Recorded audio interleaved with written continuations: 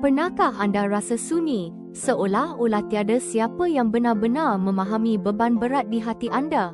Dalam kehidupan, kita seringkali berdepan dengan saat-saat di mana harapan terasa jauh, dan kita mula mempersoalkan adakah kita benar-benar diingati atau dihargai. Perasaan terpinggir ini boleh menjadi sangat menyakitkan, membuat kita rasa kecil di hadapan cabaran besar. Namun, di sebalik setiap kepayahan dan penantian yang panjang, ada janji ilahi yang tidak pernah pudar. Kisah Rahel dari kitab Kejadian adalah bukti nyata.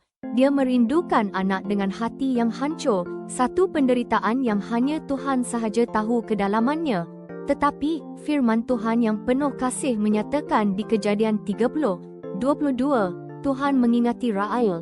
Dia mendengar doanya dan membuat dia dapat mempunyai anak. Kisah ini bukan sekadar catatan lama. Ia peringatan kuat untuk kita. Tuhan tidak pernah melupakan anda, tidak kira cabaran apapun. Dalam setiap ujian, Dia sentiasa sedia mencurahkan rahmat dan berkat melimpah ruah, lebih dari yang kita sangka. Percayalah, kasih-Nya yang abadi sentiasa menyertai, membimbing kita ke arah kehidupan penuh kelimpahan dan anugerah.